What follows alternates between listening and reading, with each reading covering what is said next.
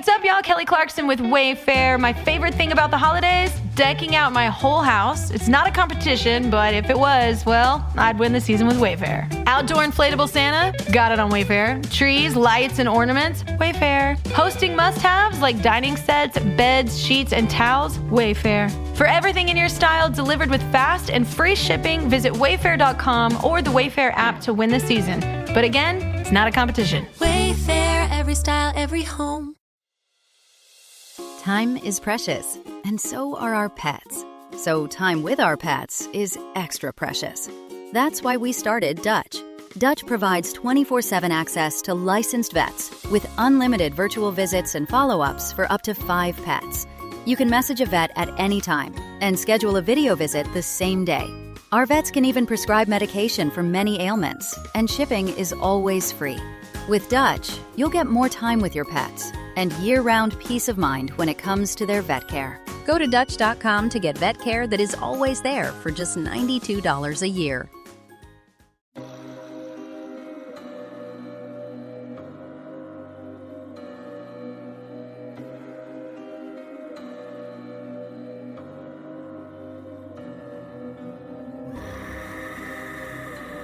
Hello, kitty. This is your Julie, the Crypt Keeper. And you're listening to Slasher Radio.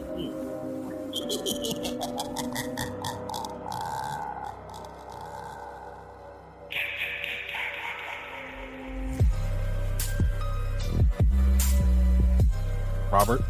You know I'm ready. You ain't got to ask. When I don't ask, you get mad at me. I need to ask. All I'm right. trying to get you to not yell at me. Welcome to Slasher Radio with the host Mikey Bones, Rob Humphrey, and Cast the Canoon. That's me. Robert? Up front, everybody. Just know this show's going to suck. Oh, God. Oh my god. It is Sunday, and the sun is shining, Here and he I'm goes. recording. That is not... apparently now we just do the show whenever. There ain't no schedule anymore. We just do it whenever we feel like it. Canada decides she got better things to do, so we just do it on a Sunday in the middle of the damn day with the sun up. And, that's not going to be good for the show, so you can You're just turn the this one one who off. decided to do it after 7 o'clock. Come back next week. We could have done midnight. You could have had the sunny sun outside all day and fucking... I didn't specify a time. You asked when I was available. I said after 7. We could have picked any time after 7. That is true. And no one said anything. We just were like, okay, 7 it is. Yeah, so, anyway, show's gonna suck. Just come back next week. Well, I'm sorry about that, eh? Leave me alone. The sun's not shining here, to be Nope. fair. And, I was thinking, Cass, I was like, wow, we kind of got, like, he didn't bitch as much as I thought he was going to bitch when we got on here. Look, it's a stretch to He say the waited sun till is now. shining. He was but waiting. It is still very much light outside. Waiting for everybody to hear Yeah. him bitch. Yeah, do this. This is what you decided to do, huh? It's a public service announcement for our listeners, so they know this show's not going to be good. Just skip this episode. I need all the listeners to let Rob know that this episode is one of the best just because of the time that we recorded. God damn it. Yeah, the show is not going to suck. It is going to suck. Don't listen. Don't listen. We're doing week 2 of Murder by Numbers, man. I know What it's do you going to be all mean? fucked up. Murder by Numbers is ruined now. No, God. you're supposed to be hyped, not tell people not to listen to it. What the hell, man? Look, I believe in being honest and transparent, and this is going to be terrible. I hate you so much. All right, what are we doing here? Nobody knows. We're all thrown off. Wow. Oh my god. Fucking still light out. We got a full show today. We're doing the Hatchet franchise for week 2 of Murder by Numbers, where we're going to rank every movie, shortly discuss every movie, then rank every movie. And on week 4, in 2 weeks from this episode, we're going to have a master ranking of all 3 franchises for Murder by Numbers this year. We are doing Psycho next week, Hatchet this week, obviously. Last week we did Candyman. So we're going to have a full ranking of all the movies in all 3 of these franchises together. I honestly hope people find this as fun as we did, because I do think it's such a cool concept to see how these movies fare against each other. Normally I agree with you, but I'm not having any fun today. You've decided, no matter what, huh? Fuck. It's just the way things go. You say that with a smile on your face, I can tell. We do have a mailbag to get to first. I guess we can get to drink roll call in a minute. And then we can get into the Hatchet discussion. Well, you know what? I'll wait. What are you guys drinking? I'm sure Rob's not. He's planned on being miserable today. What are you drinking? Water, Rob? I'm drinking Diet Pepsi because I got work and everything tomorrow, so I don't want to go overboard. I sent you a picture though. The mustache. Is it gonna be the stash? Yeah. In the blinky cup too. Hell yeah, brother. So there you go. But yeah, that's what I'm doing because I got work tomorrow. It's Sunday when we don't normally record. So You had to do this. what? This is what you had to do. You're still holding up. I this gotta broken- I gotta get a new mustache. This mustache has seen better days. It's gonna have to be retired. This broken, damn near dead. It's like something dead on the side of the road, but it's not like quite dead yet. Anyone who's seen that unicorn movie, the death of a unicorn, whatever it's called, this unicorn is the mustache right here. Well, that was not a good movie. It's a good movie. I liked it. But yeah, it's like it's almost dead, and you just keep dragging it out there for one last hurrah to piss me off and make fun of me for being Italian. It's a tradition on the show now. What I might do to retire it after I get a new one is run a piece of thread through, and hang it on my Christmas tree every year. You gotta send us a picture of it hung every year. Oh, If absolutely. you're gonna say that shit. You Absolutely. better send me a picture of it hung every year, Rob, but not on the tree. But No, throw it away. It needs to be thrown away. That mustache has put in a lot of good service. It needs to be memorialized in some way. It's ripped on the right side of it. It's ripped. What'd you do to this thing? I mean, they're cardboard. They only hold up for so long. I would hang it on my houseplant, but this thing is, I don't know if the houseplant's strong enough to support it anymore. Things are not going well for the plant. Yet another house plant bites the dust. Plant murderer. It's pretty bad. Throw it away.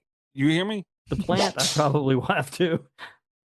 I was gonna say the plant or the fucking mustache. Both of them, especially the mustache. That poor plant. Like, I feel bad for the mustache at this point. Like, I hate it, sure, but like, I feel bad for it. Like, it's trying to die. But like throwing it in the trash is gonna be even worse. That's why it needs to be retired and memorialized. Put it in a frame. Frame them. Nah, I'm surprised you're not getting them bronzed. I'm not gonna lie. That's why, seriously, I think the Christmas tree thing, it'd be a nice ornament, You think of me every single year. Yeah, right? That's nice. That's kind of sweet, but you're a son of a bitch for doing it, so you know. I just picture Rob getting like that thick string, and it's like the color of the Italian flag or something, put it on the tree. Ugh. See, now we're cooking. No, don't do that. I'll send police to your house. On mooses. Call the cops. There'll be Canadian police on the mooses. Stop playing. All right, Canada, what are you drinking? I am drinking Dr. Pepper with rum. Ooh, Canada I like it spicy. spicy. The reason, by the way, that we did not record last night, because Canada, little Miss Cass here, was out gallivanting with liquor and drugs. Fuck off. What do you have to say for yourself, Cass? I'm innocent. I seen them.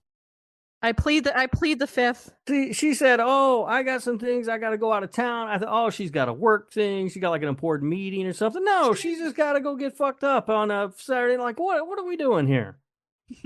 Now I'm sitting here, fucking Sunday evening with the sun still out, fucking sitting here talking about this shit. That this show's gonna suck, everybody. But she was doing drugs, Rob. Mm-hmm. You can do this show and do drugs. We all know that. We're not talking about me. We're talking about her. I'm innocent. I swear. I'm getting spicy with you, though, Cass. I got a little liquor here. I am drinking. Rob, remember last week when I had what might be deemed, I got to talk to Chris, the Slash Radio mixologist, might be deemed Mikey Juice 2 with the blackberry liquor with a cherry Coke. Yeah. And you said you didn't mind that too much with my blackberry Crown if I mixed it with cherry Coke. So with that in mind, this week I'm just drinking straight blackberry Crown. That's disgusting. Yep. Maybe Like you're gonna be real fucked up later. Dude, I got up to get. I do have a water too. I have one of my Crystal Light waters too. I got up to get a bottle of water, and man, you ain't fucking around.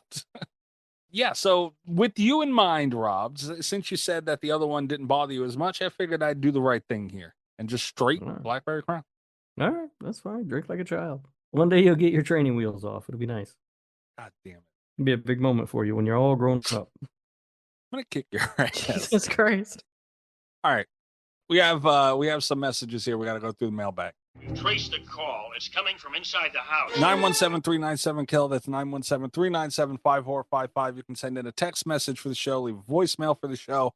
Voicemails get played on the show and we discuss them. Text messages get read by Ghostface. You can also join the Patreon, patreon.com/radio. Tiers starting as low as $3 a month. It's also a good way to get into the mailbag. Comment directly on the post or whichever episode you want. It goes right on there. And it's nice and neat for me. Is the ultimate. I make it sound all fancy with it's a good. It just helps me. So help me. Now I have to find the correct tab, which, as everybody knows, This is what happens when we record on a different day. All the shit gets fucked up. Nobody remembers where anything is. Your flow's all thrown off. I do this every week. I go through this. What do you mean? Here is. Fuck. Here is the mailbag for this week. Did I miss it? I went to turn the Pacer game on. You son of a bitch. Wow. Let's pay attention to the listeners. Yeah, I was gonna say, don't fucking fuck off while we're recording, Rob. It's very Yeah, important. Rob. Normally I don't, but this is my Sunday night, so I can do whatever I want. God damn it. You act like you listen anyway. like that's a threat. Hey, Sunday night's also laundry night, so wait until we have to take a break so I can go fold my laundry. Oh, wonderful. That's funny, actually. All right. Technical issues resolved. All right, here's the mailbag. Hello, hosts and listeners. Ghostface here with messages from the mailbag. These messages are from last week's episode of Week 1 of Murder by Numbers. The first message is from IR Chris. Cassie is being upsetty over spaghetti with Dobby. But Rob is the only Potter OG that showed up to a work event in a Harry Potter shirt. Fake fan identified. Damn. Did he call me Cassie? You did. He did. Wow. You did. That's the nickname when I was a child. Well, Rob. I knew what you were gonna say. No, I mean, I don't even need to say it. Everyone waited for that wind up. Yeah. Fuck. I've never heard anyone be called a fake Harry Potter fan. Holy shit. Yeah. I'm surprised Chris remembers that Harry Potter shirt story. Can you quickly go over that story again? Because A, I don't know if new listeners have heard it. B, I know Cass hasn't heard it. And C, I love hearing this shit. So can you go over that again, Rob? But the punchline is kind of out there. So I'm going to this event for work. All right. And it's a concert. I have to do the stage announcements. And my boss at the time, I don't work for that company anymore, but the boss at the time didn't want us going up in like t-shirts and stuff. He was like, wear a decent shirt when you go up there. I'm like, all right, fine. Well, I didn't have any it was hot, like crazy hot that day. And I'm like, I don't want to walk around in a long sleeve button up. So I'm just going to stop at like Target and see if I can find like a short sleeve button up shirt that I can throw on. It'd be fine. So I go in, I'm looking around. All of them suck. They're all ugly and terrible. They're like pieces of pizza on them and stuff. They look stupid. And then I find this one, it's got like this symbols on it. And I thought, oh, that's some cool Illuminati shit. I'm going to buy that one. Oh, God. So I put it on and I buy it. I put it on and I get to the area, like the part of town where the show's happening, and I'm hungry. And so I'm like, I'm going to go over here. They got really good burgers over at this place. I'm going to go get a burger and stuff. And I'm walking. And as I'm walking into the tavern where I'm getting a burger, this group of girls is going out. And like one of them's like, hey, nice shirt. And I was like, oh, thank you. Damn, looking good. All right. I go in, sit down. I'm sitting at the bar, I'm having a drink, waiting on my food to come out. And another, like, some dude walks by. He's like, oh, that's a cool shirt. And I'm like, damn, all right, look at these. All right. So I go over to the concert. I'm waiting in line to get into the venue. And two more girls walk by while I'm waiting in line. They're like, hey, that's a really nice shirt. I like that. I'm like, damn, I must be looking good in this motherfucker. What the fuck is going on? Yeah, I'm working it tonight. I get in there, hanging out. And some other people told me nice shirt and everything. I get up on stage and I do my stage announcements, and I come back off the stage and I sit down, and somebody says, hey, have you checked Twitter? And I said, no. and they were like, "Oh, you need to check it." And so I checked my Twitter on my phone, and one of the local news guys who I was friends with on Twitter was at the concert, and he had taken a picture of me on stage, and the tag or the caption was, "Check out Radio Rob on stage in his Harry Potter shirt." And that was when I realized I was walking around in a fucking Harry Potter shirt. But like, what house was it? I don't fucking know. Was it green? No, it's gray. Okay, can you send me a picture of this shirt? Because I'm curious to see what the symbol was on it. Yeah, Rob, what house was it? Yeah, I don't know. I got a shirt. So I still have the shirt. You be a Hufflepuff. I'm not walking. I mean, I'd have to go and find it to take a picture of it. It's somewhere though. I know it's in my closet. Please send a picture when you can, because I'd like to see. Yeah, I always find. See, people who are fans of Harry Potter, it doesn't hit as hard, you know? Mm-hmm. Yeah, because they see nothing wrong with it. They think it's fine. Yeah, no, I thought I was walking around like a cool-ass Illuminati cult shirt. Instead, it's just a nerdy wizard shirt. I'm about to pick up all the ladies tonight. Everybody, I'm looking good in this shirt. Yeah, I felt good. I was feeling myself. I was like, look at this. I made a good choice. Oh my God. Harry Potter nerds appreciating your shirt instead. Yeah, ain't nobody want to hook up with any of them. All right, next message. The next message is from Spyro. Too many titties? Too many titties? That and bagged milk? Can I vote for new host? And Daddy Rob has a small penis confirmed? Also, come on, Canada. Bagged milk? Bagged milk? Tisk tisk. Damn. Spyro really didn't like your bagged milk. Apparently not. And he just confirmed that Rob's got a small penis? Well, all right, first of all, I'm with him on the Holy new host thing after this week being a disaster again. Fuck. All right, I'm not mad at him for that, but come on, we all know I got a huge hog. I can't. I mean, like he gives me buttons for free now. Like I'm running out of room. Honestly. Rob, you can't keep just handing them out like that. All I Holy have shit. to say is, Spyro, I'm gonna send you some bagged milk in the mail. Oh, Thank me later. Spyro, you are 100% right. Bagged milk is disgusting. Canada should be ashamed of herself. And if she does, that's going to be an expensive shipping of bagged milk all the way to Probably cost me like $100 for one bag. Yeah. I thought Mikey liked them bagged milk titties. Spyro, you're aiming in the right direction now. Don't let Titty Rob milk. pull you over to no, we can't. You can't say that. That's gross. Stop saying it. I'm just disappointed. I'm disappointed in Spyro. That's all. I thought we were friends. I'm proud of you, Spyro. He's onto something with the new host thing, though. I'm not gonna lie. Did you see the link to Spyro stream I sent you, Rob? I did. He ain't wrong about any of that either. Wow. This man. Spyro, good message. I like that. He called you Daddy Rob too.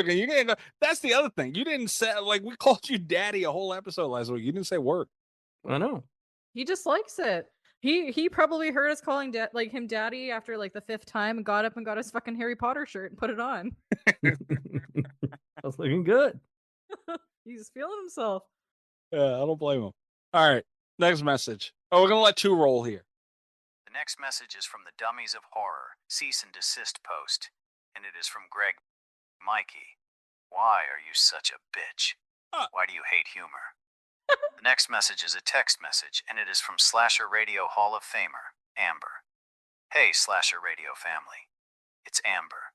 I understand you're very busy with Murder by Numbers. My horror court can wait for now. But know this is a fact. Darth fucking Gregor is Team Aussie. That's a fact. He has admitted it, especially because it's against you, Mikey. Wow. I'm Team Slasher Radio. Bits are funny. But Greg admits that he's 100% Team Aussie. And that shit doesn't fly with me. I love you guys so much and have been a part of the family for years and always will be. This needs to be addressed. God damn it. Well, it makes sense. Greg hates me, so. Whoa. I mean, I don't know if Greg hates or if Mikey hates humor, but he definitely hates fun. We know that. Not true. Not true. Greg, everybody, by the way, can go listen to Darth Gregor on TikTok. I love it, gabagool. Greg, identity theft is not a joke, Greg. All right. inflammatory, whatever it is. I am very crossfaded right now. But the disgusting things that were said about us and how we were portrayed and our likeness being stolen is not a joke, Greg. And we addressed it as such. Period. Rob, back me up. Oh, no, you're right. You're absolutely right. Sorry, I was watching the game. God damn it. It has nothing to do with being a bitch. It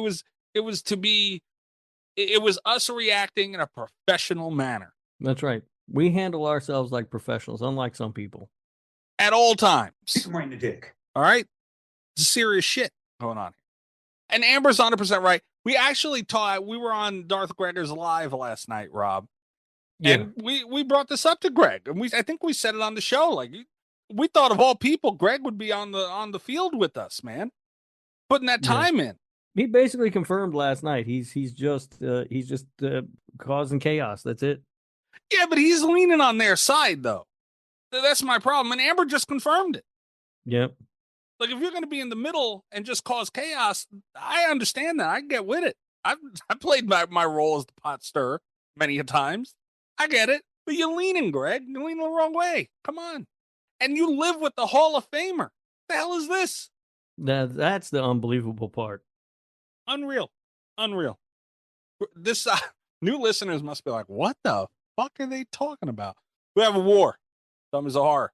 Well, listen to them and whatever happened, or did they ever put an episode out? So apparently there's an issue with the editing. I don't exactly see what I think happened is Luffy normally writes, produces, edits, and handles everything for their show. Wait. And this 1 week, I think he asked Tim to handle it, and Tim has dropped the ball and screwed it all up. Hold on, they write that show? Luffy handles. I don't know if it's really call it writing, but I think the outline, the structure of each episode. They have structure on that show? Wow. Really? I mean, I think Professional. so. I don't think so. I can't tell. But yeah, Luffy handles everything basically, and he asked Tim to handle it for 1 week so he could rest up, and look what's happened. The show is many days late coming out now. Yeah. Well, that's what you get over there. The dummies of horror.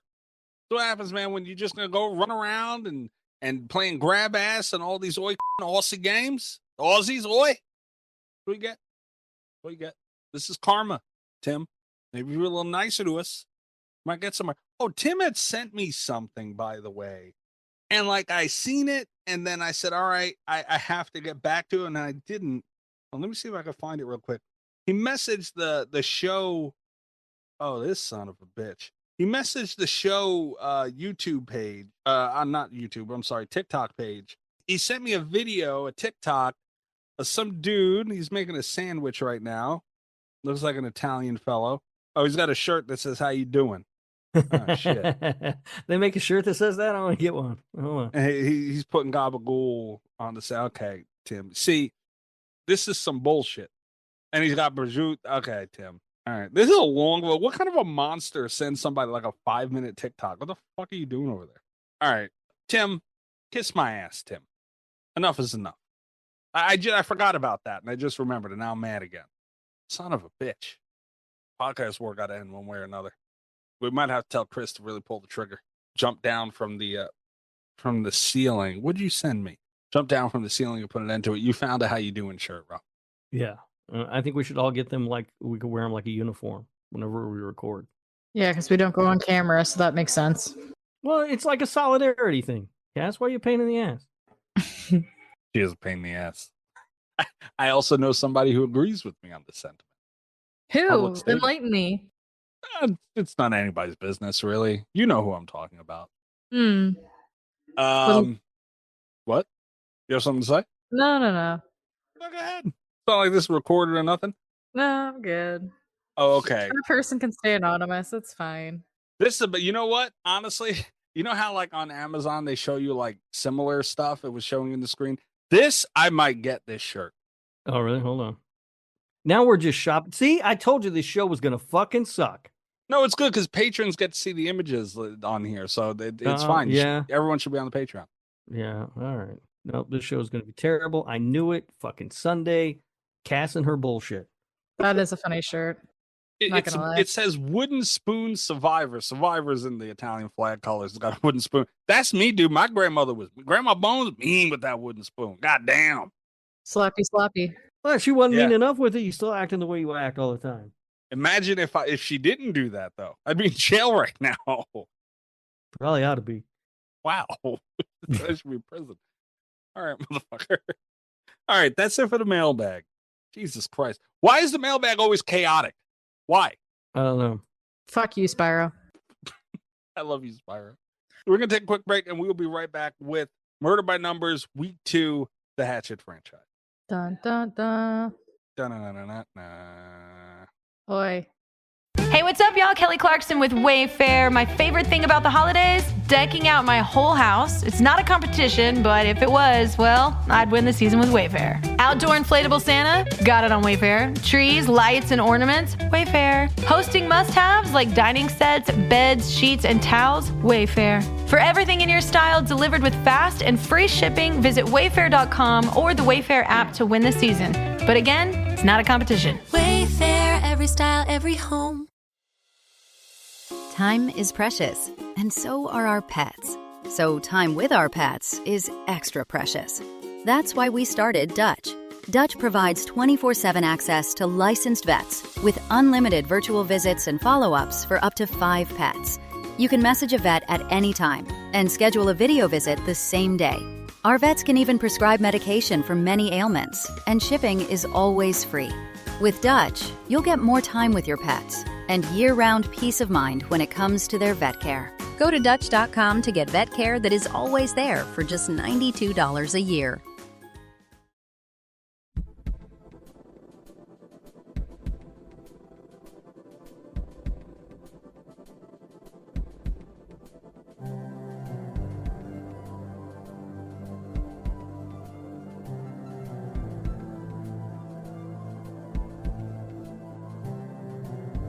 All right, Hatchet franchise, 4 movies in this franchise.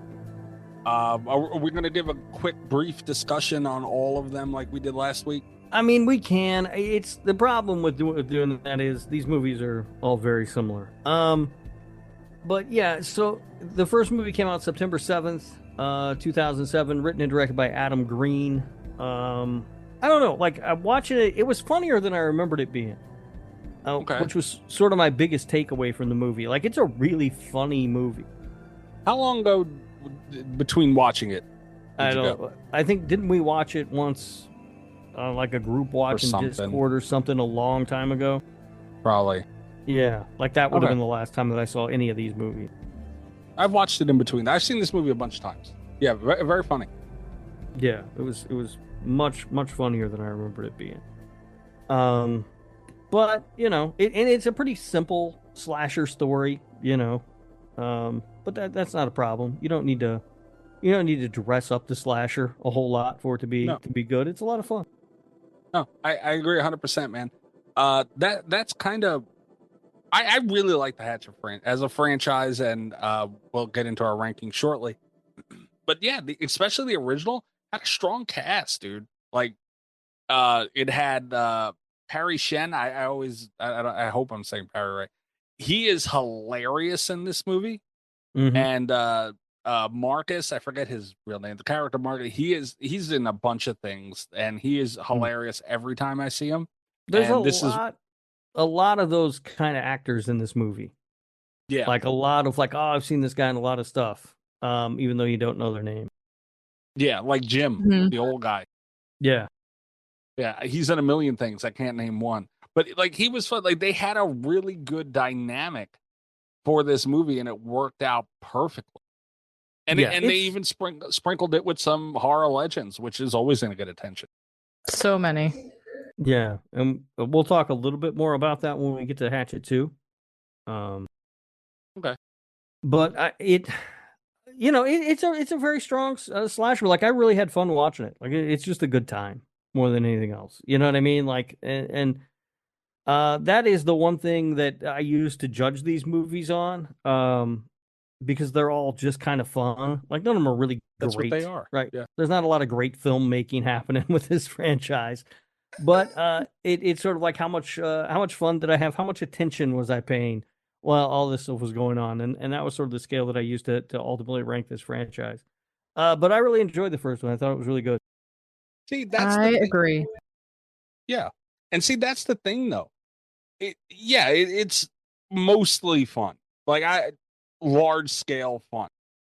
But I feel like cinematography wasn't bad. They had It's all fine. It's all passable. Like there's nothing wrong with any of it. It's just it it's looked not. great though. Well, Like I wouldn't. okay. I'm not gonna throw around the word great for anything in these movies. Okay, it looked great. The cinematography had its moments. Like there was the kill with I forget the character, Jim's wife, the older woman. Mhm. Like where Victor Crowley got his hands on her and the camera spinning around the kill. Like it had moments like that where it did different things. It's not groundbreaking or nothing, but it's cool. But mostly I'm saying because this movie isn't based in a swamp. Like most of this movie is taking place at night in a swamp. It's hard to really to get that lighting and have things dark and keep that tone that you're looking for, but keep it visible. And they did a Right. great job in that. Like there was never a moment where I was like, "Oh man, like I can't see something or where." And that's hard to achieve, dude. You got to admit. Yeah, I mean, but again, it's like it's good. I'm not gonna throw around the word great for anything in any of these movies. I think it looked great. Soundtrack was a banger. Like there's really nothing wrong with this movie. Hmm. What do you mean? No, I said mm-hmm. I'm Okay. agreeing. Yeah. Okay, No, I'm yeah. agreeing with you. Yeah. When you can, we're talking about Friday the 13th, but that might be a little rude to kind of throw in there. But when you get those movies that are just fun, like usually they don't look the best. And I think that's what separates this, man. Like, because the kills, too. The kills, I mean, well, I guess we'll get to that in a minute, but we could talk about that throughout the whole fucking franchise. But I feel like it's elevated by its quality. And that's what I want, man. Like that's my biggest problems with the shark movies and all that shit, Rob, is they usually look like shit. This looked great. But again, I'm not throwing around the word great for anything in here, and I'm not sure that some of these effects look much better than what you see in the shark movie. Oh, get the hell out of here. I think the effects are really spot on. I thought they were Mm. fun. I It's mean, it's a Yeah. very campy movie, so if you make some of the scene, like the death scenes and the kill scenes, like ultra realistic and not super campy and funny, then it takes away from the vibe of the movie, and I think that they did a good Yeah. job with them. You all right. lose it all. Nana poo poo, Robert. We He's in get a mood. This franchise, we'll talk about it now. I was going to save this till the end when we talk about the franchise overall, but it's best to just, I guess, talk about it now. This franchise suffered from me watching all four movies at once, right? Like That's fair. this is not a good marathon, sit down, go through the franchise. This is a good, hey, I watched Hatchet 3 months ago. Now I'm going to sit down and watch Hatchet 2. Because by the time the third and fourth movies rolled around in this franchise, all of the fun was kind of like just old hat, you know? Like in four movies, there are like 6 or 7 kills where somebody gets their head cut off and an ungodly amount of blood just splurts out. That's fun the first couple of times it happens. But once you've seen it happen so many times, it's just like, all right, we did this already, you know? And I don't want to blame the movies for that, but this was not a fun sit down marathon through the franchise for me. All the stuff got kind of old. I'll have you know too. This is now the second time I've had to marathon these movies. My first interaction on this show with IR Chris Hell of a deal. was him asking us to do the Hatchet franchise. And we were a very small show at the time, and someone's engaging with us and wants to hear our thoughts on something. So hell yeah, we'll watch all the movie. He wanted us to watch the franchise, so we're gonna do it, right? Yeah, that's not something I would do now. What's her name that keeps emailing Rob? We watch a Carrie movie about every 4 years. We'll About every do a 4 years, franchise. yeah. Yeah. So I watched Hatchet 1, 2, and 3, and I was tapped out at 4. I was like, all right, I'm not watching Victor Crowley. Like, this is good enough. He's a new listener. We watched 3 movies. It's a lot. So now I had to do it again for Murder by Numbers, watch all 4 movies in a week. And this is my first viewing of Victor Crowley. The movie Victor Crowley, not the character. So yeah, I can see what you mean, because I couldn't watch Victor Crowley. And again, these are good movies, Right. they're the same. Yeah, and it's very, I mean, it's just very taxing. And I'm not exactly sure what it is that makes it, because I will sit down and watch every Halloween movie in a weekend, all 13 films, and I'll love it. Or I'll sit down and watch all the Friday the 13th movies in a weekend and love it, and it never gets old for me. But for some reason, after about the second movie in this franchise, I was kind of like, it started to feel like a chore. Yeah. But that's because Halloween and Friday the 13th take you different places. This movie, this franchise really Yeah. does. I mean, it does, but ultimately, it all looks this. It's all pretty much the same setting, Yeah. at least visually, and a lot of it's in the swamp, obviously, and that's like it. It then turns into what 2, 4, 6, like 8 hours of the same thing, about give or take. So yeah, it's hard. It's hard. Friday the 13th, you're going to space, you're going to Manhattan, you're going all over the Yeah, but place. the early Friday movies are all kind of more or less in the woods, but Yeah. they just do a good enough job of mixing it up a little bit. I don't know. I'm not exactly sure what it is. It also helps They're that they have different enough, largely though. different characters. Right. This movie can continually seems to be bringing back a lot of the same characters, or in the one case, the same actor playing a different character. Yeah. Um, Which is hilarious, by the way. yeah. But overall, I like Hatchet. Hatchet was good. I really enjoyed it. And then Hatchet 2 came out. Where the hell I save it? There it is. Hatchet 2 came out October 1st, 2010. So 3 years later. Also written and directed by Adam Green. This one they recast Mary Beth. Unfortunately, Yeah. I hate Danielle Harris. Not gonna lie, not a fan. I don't hate Danielle Harris. I don't know that she was an improvement as an actress over Tamara Feldman, who they had in the original. It's interesting that they went with her, though, because she initially, I guess, was interested in playing Mary Beth in the first movie, and Adam Green decided not to cast her because he didn't want to overload it with horror legends. And he thought having her as part of the cast might be just too much. But then, I might get some of the story wrong, but I believe as I read it was in between the Hatchet and Hatchet 2, he made Frozen, and the Tamara Feldman apparently was what he called being very difficult during Frozen, and so when it came time to make Hatchet 2, he did not want to work with her. So he recast it with Danielle Harris. I'm not. Unfortunate choice. Yeah, I'm not sure that it was for the best as an actress. But the one good thing that we do get from Hatchet 2 is we get a lot more Tony Todd. Yeah. And yeah. I've talked about Tony Todd in the past as being in movies that don't deserve Tony Todd. This might be that case because Tony Todd is great in this movie. He's really good. Yeah, but I don't feel the movie was. I think that's unfair to say, though. I get what you mean, but I don't think this movie applies. I think he is head and shoulders above everyone else in this movie. Oh, well, yeah, yeah. And so I just I don't know. Like, this was first of all, it's very funny to see Tony Todd and Danielle Harris in the same scene together because she is like 4'11" and he's like 6'5". Yeah. And they were moving the camera around trying to hide that as much as they could, but there were some times where it was just unavoidable, and it made me laugh every time because he looks like a giant standing next to her. Yeah.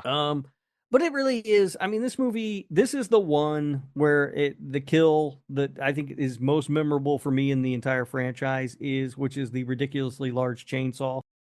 That's like I was gonna mention that as one of my favorite kills because that was hilarious. Yeah. But you said you wanted to mention your favorite kill cast from the movies. Did you have one from the first? I have a few. I really like Tony Todd's death scene, honestly, with the skin. Okay.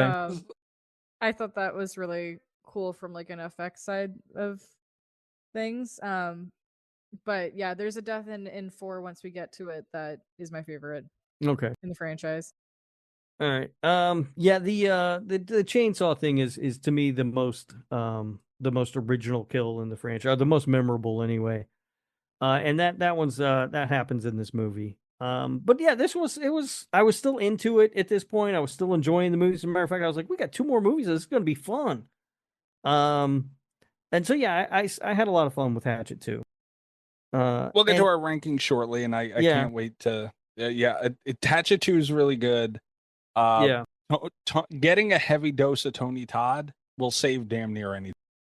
Yeah, and he's in this because, like, I mentioned last week that I don't think of, when I think of Hatchet, I don't think of it as a Tony Todd franchise, really. And remember, I told you, wait till you watch the second one again. Yeah, because when you watch the first movie, he shows up, but it's like a cameo, like he's barely in it. Yeah. It's very small. And then, but Hatchet too. I mean, he's there he's there basically the entire film, and I did not remember that.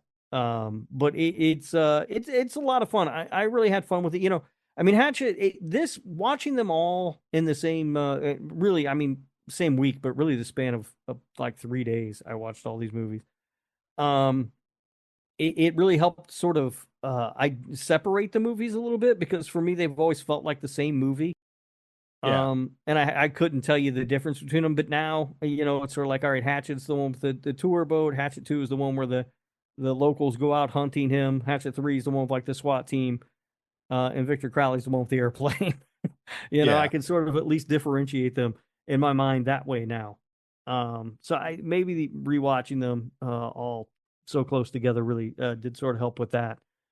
But yeah, this one I felt held up. Like it was still pretty strong, and I was still having a really good time with it.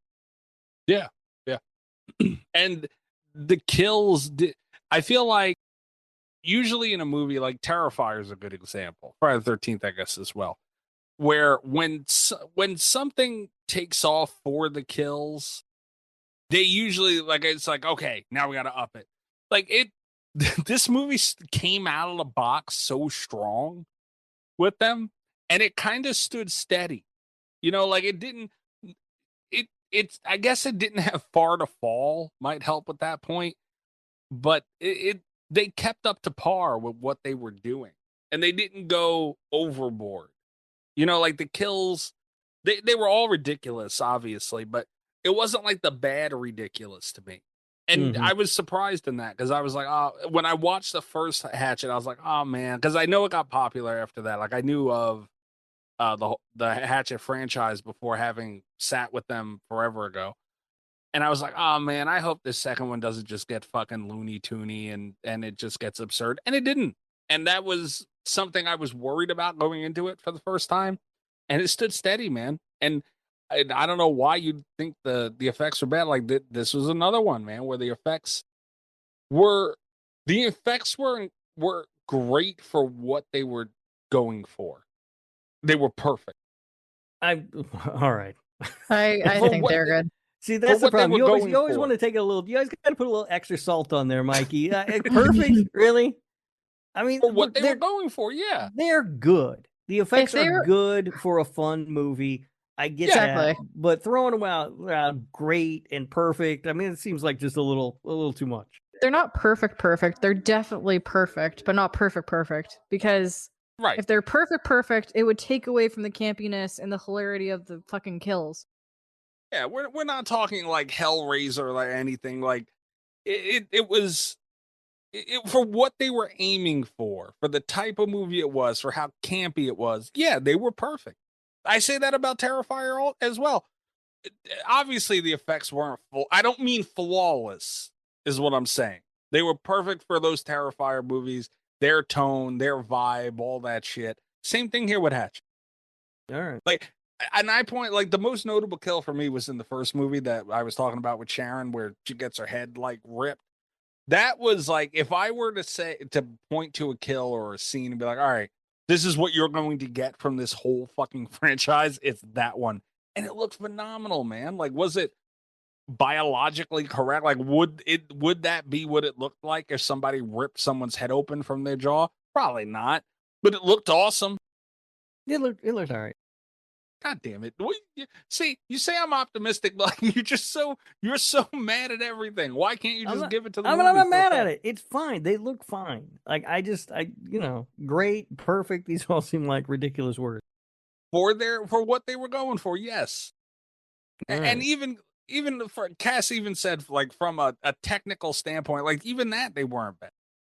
I mean, so as the franchise goes along, we'll All get right. All right. Well, speaking of the franchise moving along, we get Hatchet 3 years later, June 14th, 2013, directed by B.J. McConnell, written by Adam Green. This is where the franchise started to really fall off for me. Like, I was starting to really lose interest. I did not like this movie very much. I thought a lot of the characters were, I don't know. It was like it was trying to recreate the magic of the previous two movies, but everything was just not quite hitting the same way. Like, I didn't think it was as funny. I didn't think anything about it was all that interesting. Like, and it's like, all right, here we go, back to the fucking swamp again. Like, I just wasn't all that interested in this movie. Yeah. You were saying how, and I agree, like, we talked about it already. The same setting, it gets tiring, same kind of concept, repeat. I feel like the strongest reason for this franchise holding up, especially through the first two movies halfway through, is because this third one's bad. Like, I did not like this movie. I don't. It felt more like an action movie than anything else to me, and I just couldn't shake that feel of it.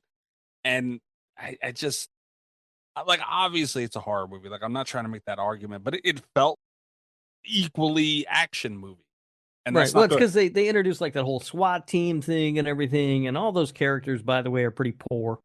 Like, you know what I mean? They're just poorly written and kind of, it's just not very good. Yeah, I don't know what it was exactly. It's kind of like just a big ball of shit that made me like a bunch of different reasons why I didn't like this movie, and it's because of, yes, things are on repeat, and that doesn't help. But like you said, Rob, it's just not funny. Like, the first two Yeah. movies were funny, and Yeah, honestly, go ahead, Rob. it has attempts at humor that don't land, and that's the Yeah. worst. Like, I mean, like, I love Sid Haig, but that whole thing with Sid Haig, it was just, wasn't funny. Like, I don't know if that was funny at the time the movie came out, but it just wasn't. Like, it didn't work. Like, all the jokes that they tried to hit, just none of them really seemed to land. I was happy to see Sid Haig in that one, though. Like, that was like, it's hard because you see these characters, Felissa Rose, Sid Haig, and Kane Hodder's in there, and Robert Englund's in the first one, Danielle Harris. You see all these big names, and it's like heartwarming to see them on screen.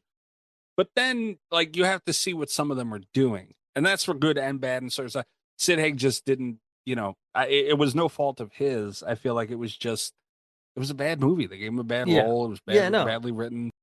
No, they just gave him a part to play that just was supposed to be funny that wasn't. Right. And I forgot his name already. I just said it earlier. Dude, having this many tabs open is catastrophic for life. Parry Sen, the repeated character. I really, that's another thing. I feel like we didn't talk about it enough. I find it absolutely hilarious that they just keep blatantly casting the same actor. Oh, it's very funny. It is very funny, and I like it. And it's good. It works because I like that actor. Yeah. So he just keeps showing up, and I'm never mad that it's the same guy. Right, but in this movie, he wasn't great. Although it is slightly racist, I think. A little bit. Yeah. But it's funny. And it's it's not intentional. It's just funny. But it feels slightly racist. But it is very funny, and I do like him. I like him as an actor a lot. So yeah, I was never mad that he kept showing up. Yeah, but I wasn't mad he showed up in this one, but he wasn't funny. Like, I did not like his character in the third one at all. Yeah. Well, nothing in this movie was funny. That was the that was probably the biggest problem with it. I mean, nothing was funny. No, nothing at all. And that was maybe what pissed me off the most about this movie. I'm like, man, how do you make me not like this guy? Right. Like how? Like, I loved him in the first one. I really liked him in the second one. And you made me actively not like this motherfucker. So I think that's just kind of the breakdown of the whole thing. Honestly, it's just nothing about this movie was good. They just leaned on the kills, and maybe they thought that would get them through, and it just didn't work. This reminded me of Predator. Yeah, and the thing too about leaning on the kills, though, I don't remember any of them being super like interesting. You know what I mean? As compared Yeah. to any of the other films in this franchise, like none of them are standing out to me right now. Like, oh well, it had that one. Yeah, I can't point any out because that's the thing too. All the kills kind of blend together throughout 3 movies. They're Yeah. just all absurd kills in the swamp. So yeah, I can't remember which. I can't pull one from memory of that's from the third one. You know, Right. Yeah. I just yeah. The third movie was a dud. Um, and then we get Victor Crowley, August 22nd, 2017, written and directed by Adam Green. So he's back in the director's chair for this one. Yep. I like this one more.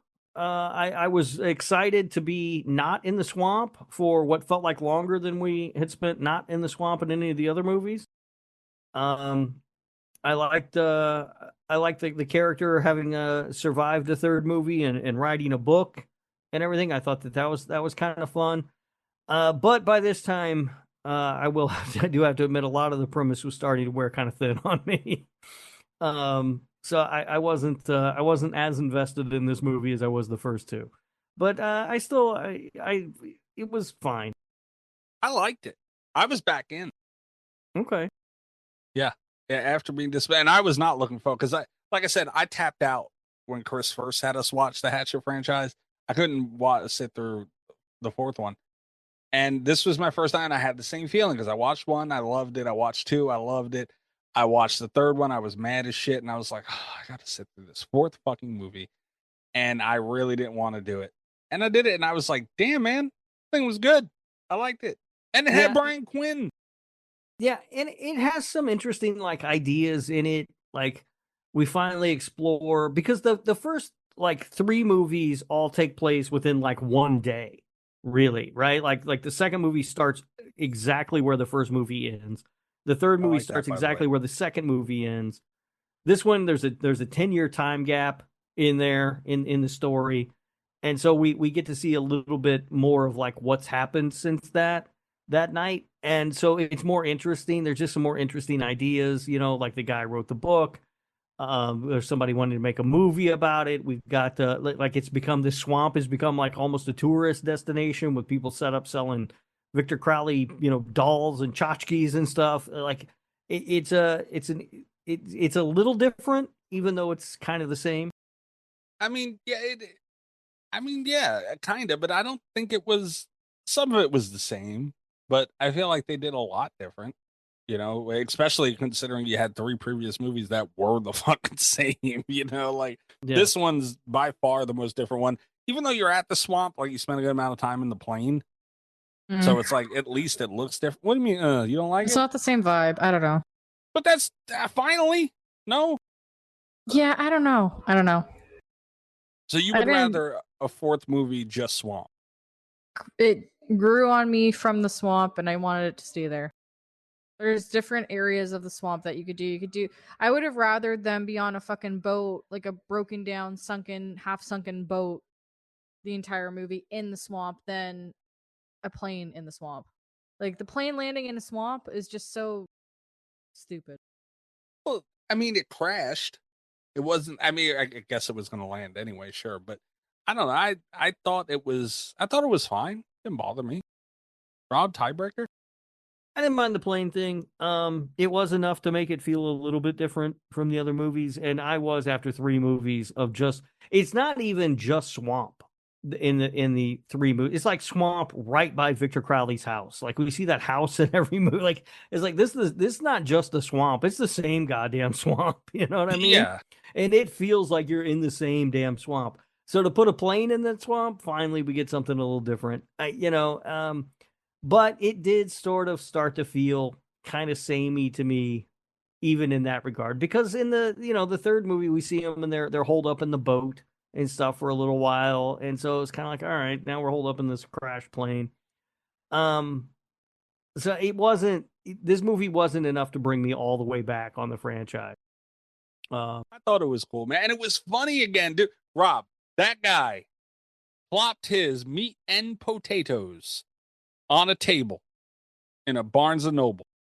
Yeah, I mean that was kind of funny. That was But hilarious. but this movie also loses points for cutting away from all the boobs.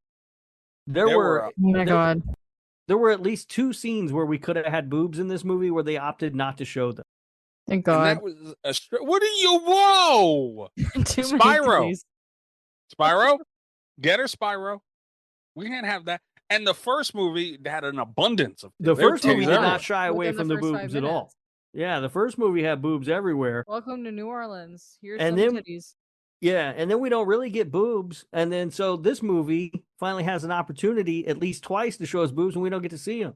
And I was kind of like, all right, well, what are we doing here? We 'Cause, did you get know- one pair of boobs and a penis and some balls. But we don't get to see any. We don't see any of it. We didn't even get to see a schlong. Well, we did see a schlong. There just wasn't much schlong though. Yeah, it Is was the- it was is the thing. in the negative. So Yeah, I mean he had what we call an innie. All right, that's what I think the professionals call it in the industry. You know. Oh god. Yeah, but it was funny though. Like in his reaction to, he's like, I can't stop looking at it. And Yeah. Felissa Rose was awesome. The Felissa Rose character kind of annoying. And again, nothing against Felissa Rose. She's great, but the character was kind of more annoying than funny to me. Well, Like it's just supposed to be, right? I know, but there's a fine line of like an annoying character that can be entertaining and an annoying character that's just fucking annoying. And she was just fucking annoying. So she had go away heat is what you're trying to say. Yeah. I don't think so. I mean, to me, anyway, obviously. I didn't mind her. She was like, the selfish, bitchy agent. Like, Her I death would scene like. was my favorite. Well, her death scene's crazy. Yeah. I love her death scene. Her death Uh, scene reminded me very much of Cannibal Holocaust, and I love Although it. I'm pretty sure that's not how the anatomy works. Don't worry about it. It They looked can cool. only, yeah. Yeah.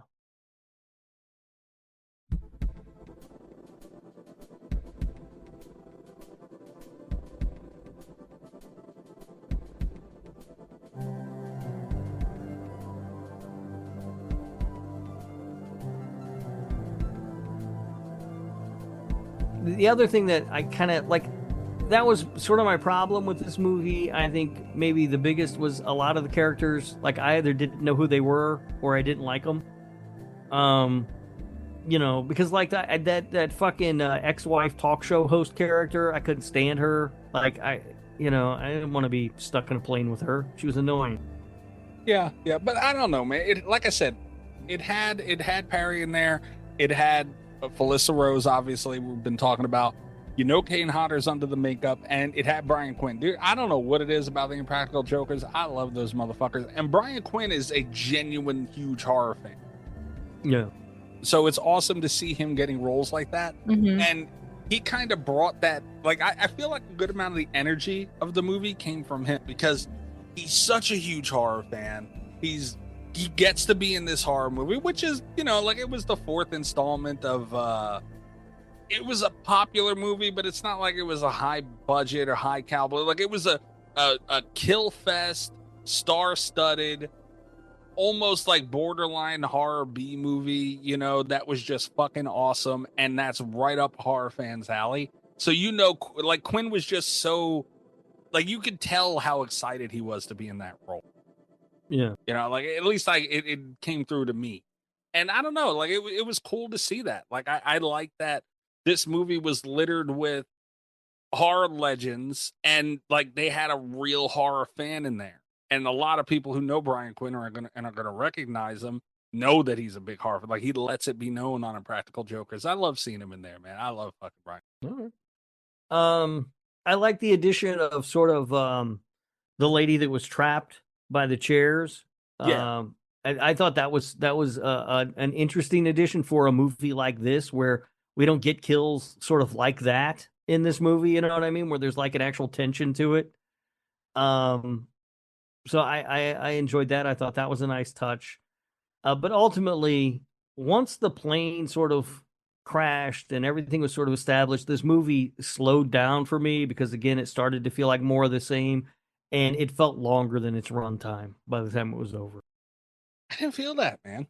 I didn't feel that at all. I like this movie, honestly. All right, are we ready to rank them? Because like I'm nervous about my ranking. All right. All right. Who wants to start? I can start. All right, go ahead. What's your number 4? Number 4, easily Hatchet 3. It wasn't funny. And listeners of this, longtime listeners of this show know I will bitch about something funny. Like if it's too, not something funny, but like if it's too ridiculous and like I won't enjoy, like usually 9 times out of 10. Mikey hates fun. We all know. That's not true. I hate ridiculous. I hate stupid. And I if it's actually funny, because that's the thing too. Like a lot of those movies where they try and land on some humorous stuff, like it's not funny to me. Like there was, like I looked for it in this one, and it lacked in the horror and was empty in the comedy because it felt like an action movie. So yeah. Yeah, I agree with you. I have Hatchet 3 at number 4 also. It doesn't work all the way around, to be honest. No. Cass, what's your number 4? My number 4 is the same as Hatchet 3. I was bored. Round robin. Yeah. Fair enough. Okay. My number. Yeah, go ahead. My number 3. Mhm. This is really hard for me. This is the hardest part. These two, 3 and 2. I'm still up in the air. Like I don't want to do it. I have it written down, but I don't know. But it's Hatchet 4, Victor Crowley. And I like this movie a lot. I liked it enough I wanted to move it up one more, but I can't do it because it just honestly, as much more fun as it was, because it had like, a comedian in there and they had their attempts, like Parry was in there and he was funny again too, which was awesome to see. It just wasn't enough. It wasn't done well enough to push it up one more spot for me. I also have Victor Crowley at number 3. It just, like it was okay, but I wasn't brought back into the franchise by it. Damn, son of a bitch. Kanana nana nina nana nuna. Number 4 is mine. Damn, we have the same ranking so far. No. So far. Yeah. Exactly the same. That's no.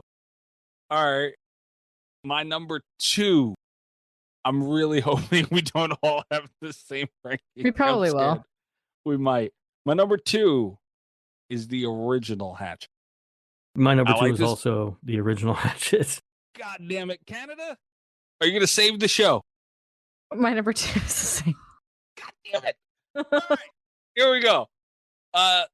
To me, the original film was great. I liked it a lot. It was a lot of fun. It set the bar, and you hear that a lot about originals always go first just because, and it almost did. And then I watched Victor Crowley, and that one was really good. But man, the difference of putting 4 at 3 and 1 at 2, there's a lot of murder by numbers, ladies and gentlemen. Yeah. The difference was it had a more serious horror tone in there with like true to form campy horror is that first one. And yes, it was funnier than the 4th, so I know that's a little contradictive, but I feel like people who have watched these movies and this franchise kind of know what I mean, to where it was a better told story. It was kind of more straightforward and compact, and I really like that first one. But that second one is my number 1, obviously, because Tony Todd. You get more Tony Todd, man, and pretty much the same movie as the first one. Mm-hmm. Yeah, I mean, I really like the first movie. I think it's a lot of fun. It really is a good time. But Hatchet 2 is not only more Tony Todd, but there's something about the story that I liked a lot more.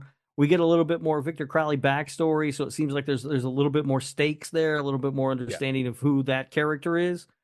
And it still delivers on like the horror and the funny. All of it still kind of works. So it's like number 1 again, and a lot of times I will say about sequels, it's like the first one again, just not as good. This one to me feels like the first one, but just a little bit better. Yeah, I agree with that. Yeah, I agree as well. I do. And it's hard because they're kind of the same movie, like we've talked about, but Yeah. that backstory was important. It turned Victor Crowley, like it kind of made him official in a way. He had that first movie, big kills, oh my God. Then the second one, like he actually got a backstory, more so. And it gave a character depth it gave depth to a character that is hard to do that with.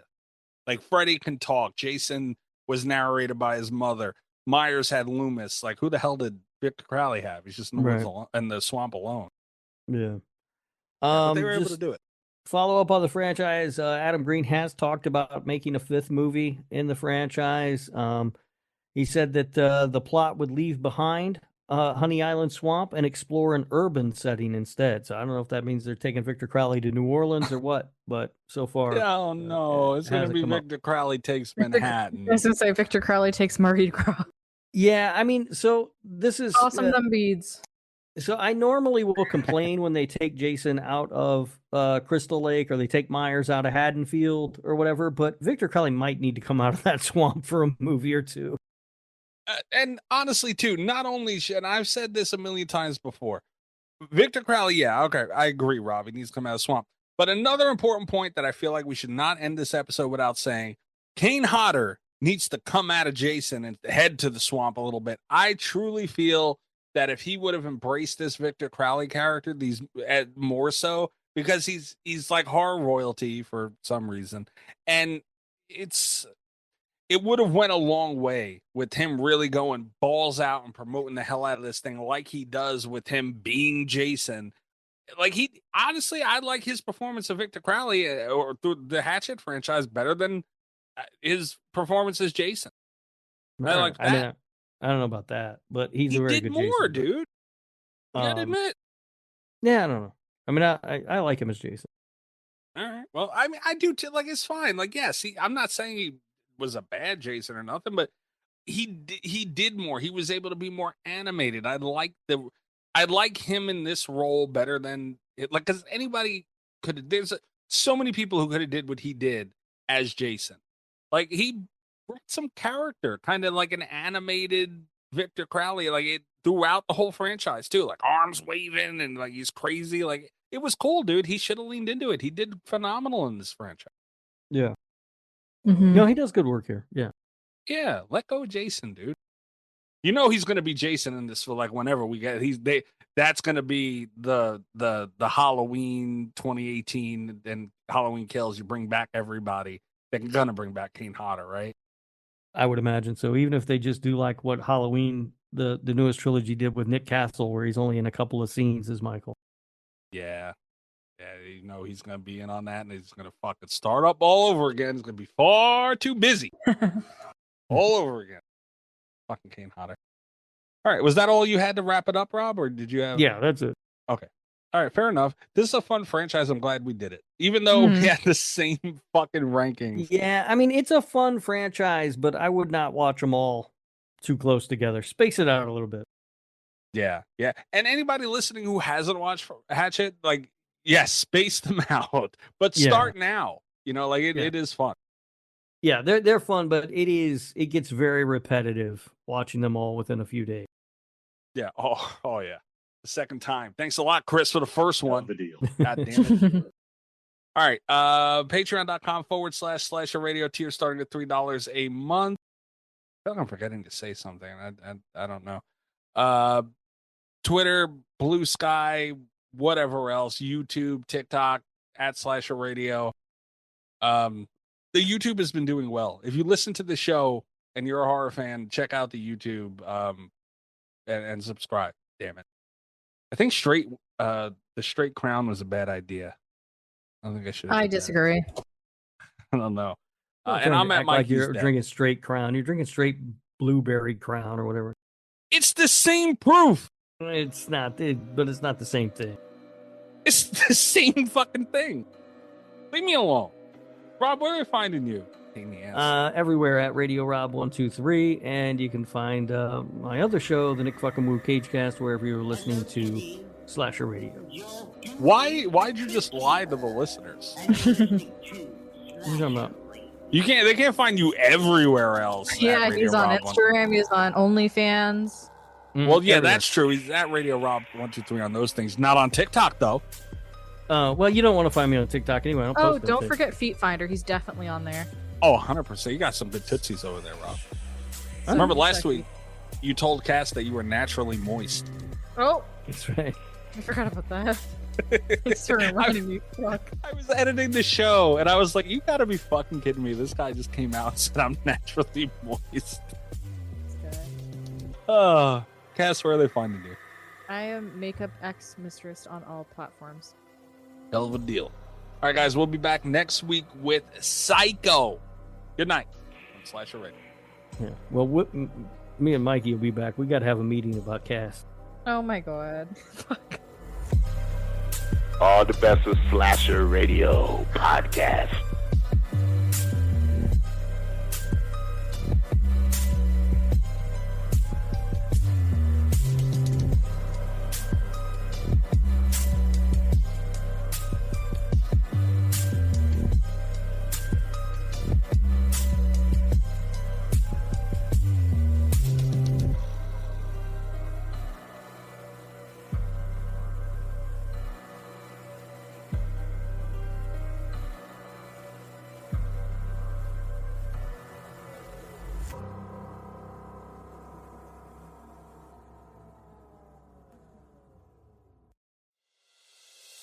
Time is precious, and so are our pets.